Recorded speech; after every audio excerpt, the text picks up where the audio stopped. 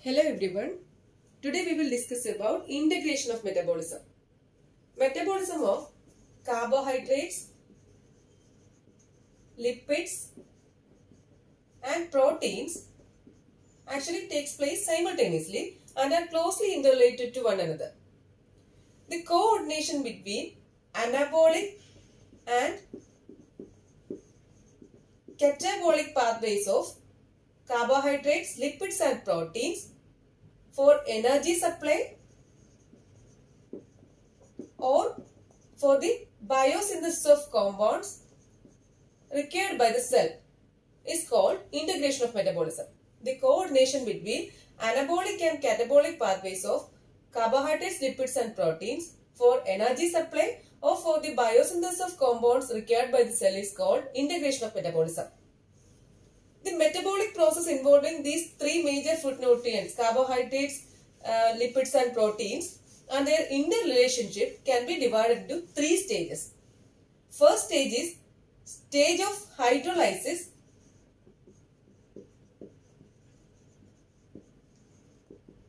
to simpler units.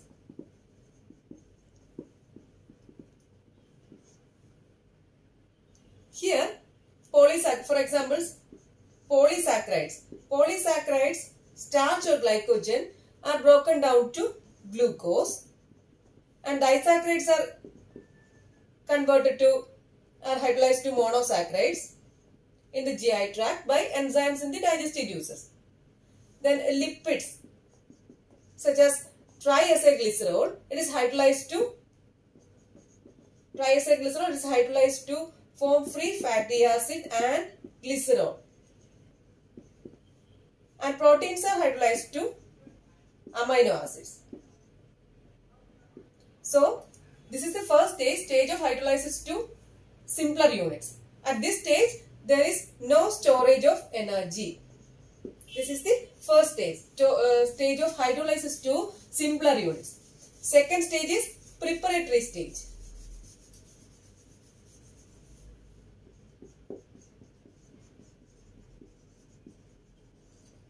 Preparatory stage, for example, through glycolysis, glucose forms pyruvate in the cytosol, which is transported to mitochondria where it undergoes oxidative decarboxylation and form acetyl-CoA. Then glycerol either goes into the formation of glucose or it enters glycolytic pathway through triose phosphate, that is glyceraldehyde 3-phosphate and forms pyruvate. Then it forms acetyl-CoA.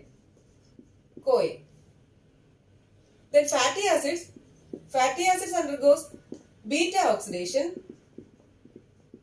and form acetyl-CoA. Then amino acids undergo deamination or transamination first, and carbon skeleton is metabolized differently from one amino acid to another amino acid. In this stage, small amount of energy is produced and is stored as ATP. So this is the second stage, that is preparatory stage. And third stage is oxidative stage, that is aerobic final oxidation, common pathway, that is TCA cycle. Third stage is oxidative stage, final oxidative pathway, final common pathway, that is TCA cycle. This stage yields large amount of energy compared to other two stages. So these are the three stages, the metabolic process involving the major food nutrients like carbohydrates, lipids and proteins, and their interrelationship can be divided into three stages. Stage of hydrolysis to simpler units, preparatory stage and oxidative stage, that is the final common pathway, that is TCA cycle. Then integration of metabolism must be studied at two levels. First one is cellular level and second one is tissue or organ level. Integration of metabolism must be studied at two levels. First we will see integration of metabolism at cellular level. Integration of metabolism at cellular level includes flow of key metabolites.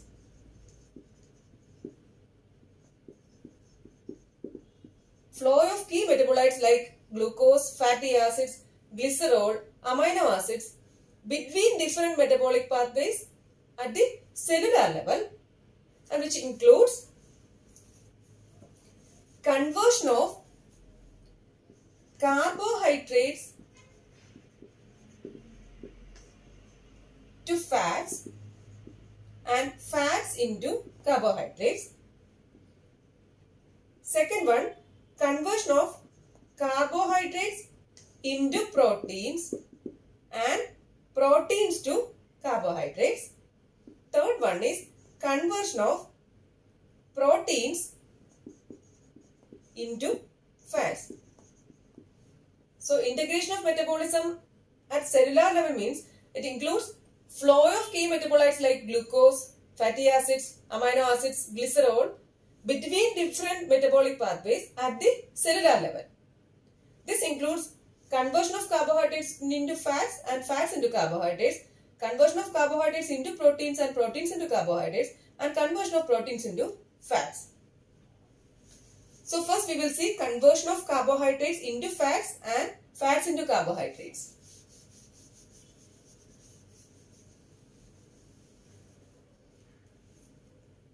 So carbohydrates, for example, glucose. In glycolysis, through a series of reactions, glucose is metabolized to pyruvate. Series of reactions means glucose, it is converted to glyceraldehyde 3-phosphate. Then it forms phosphoenol pyruvate. Then pyruvate. So it forms pyruvate in the glycolysis. Glucose forms pyruvate. And then pyruvate is decarboxylated to form acetyl-CoA. Decarboxylated to acetyl-CoA. This acetyl-CoA then enters TCA cycle.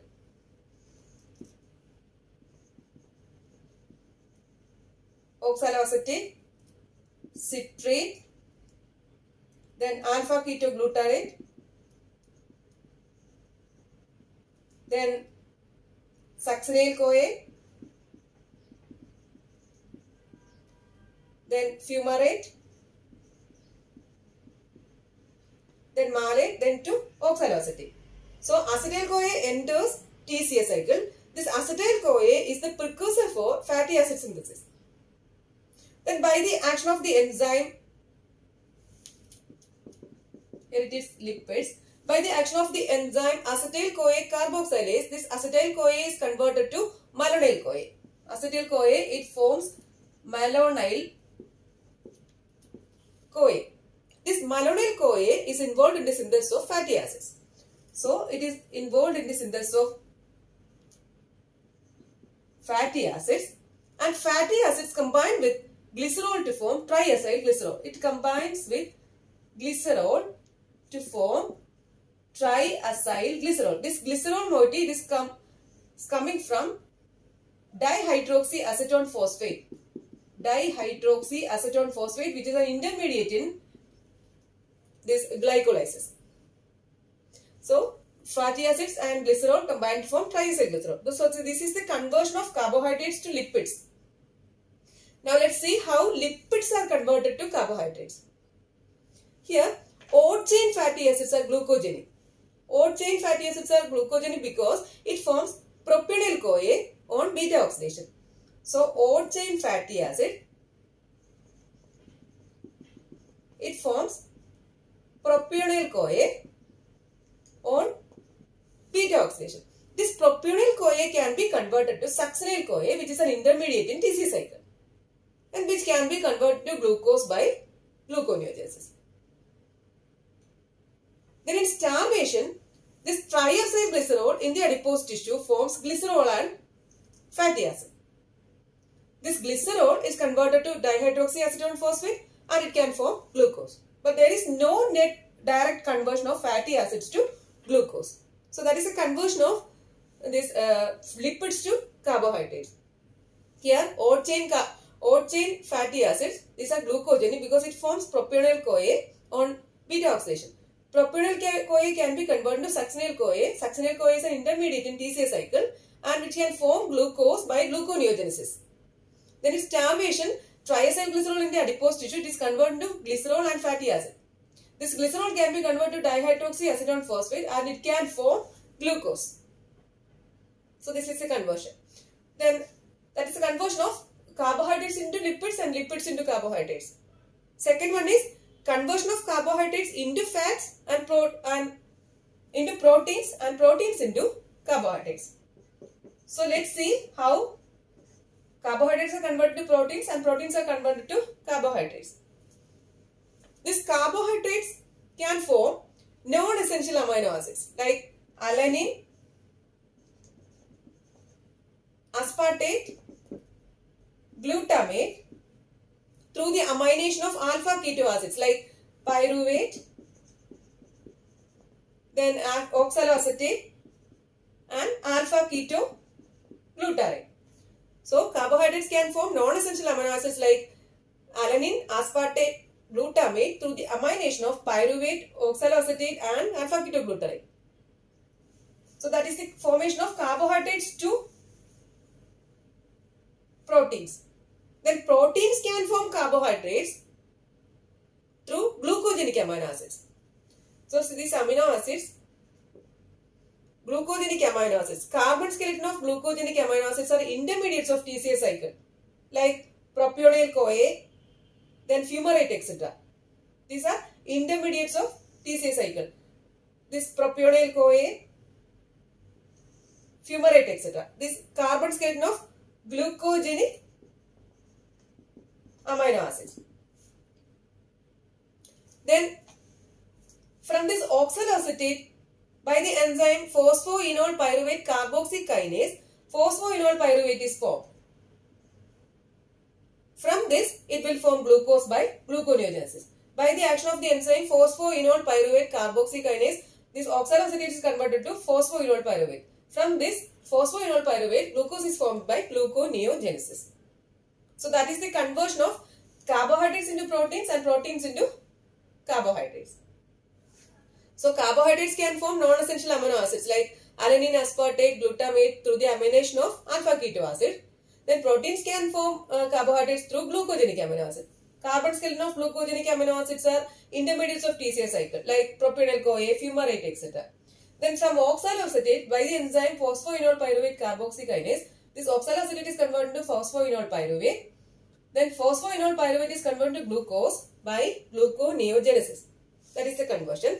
Then next one is conversion of proteins to fats. Proteins to fat. Here, carbon skeleton of some amino acids can be converted to acetyl-CoA and can form lipids. Carbon skeleton of some amino acids can be, these are converted to acetyl-CoA. So they can form lipids. But the conversion of lipids to proteins, it is not possible.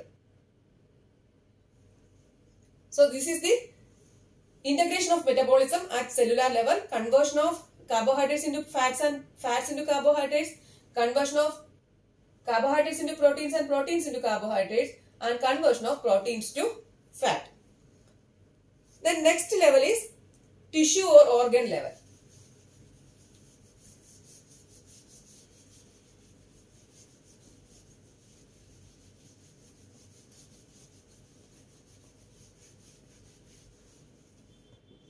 Integration of metabolism at tissue or organ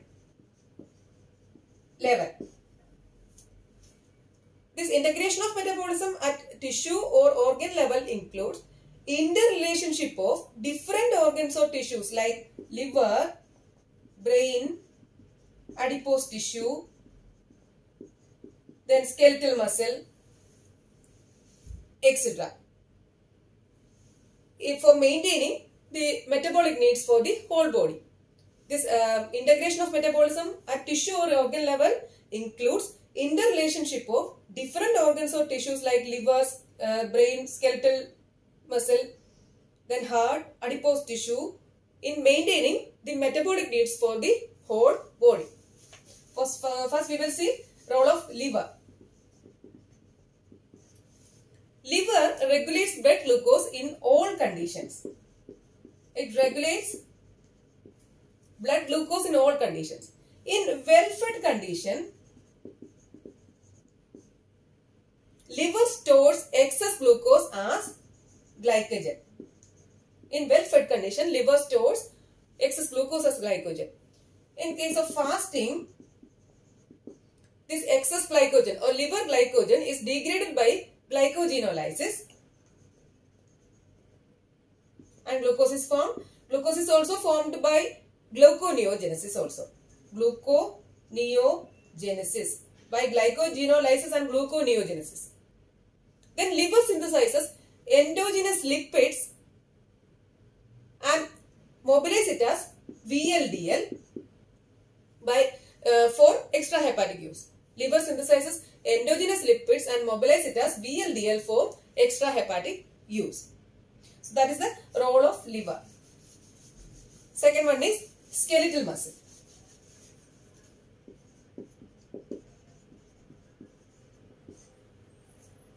In well-fed state, muscles have large stores of glycogen. In fasting, fatty acids are the major source of energy. Here, fatty acids are the major source of energy. Then in starvation, muscle uses this ketone bodies. So in well-fed state, this muscle have large stores of glycogen. In fasting, fatty acids are the major source of energy. And in starvation, muscle uses ketone bodies. That is the role of skeletal muscle. Then next one is adipose tissue.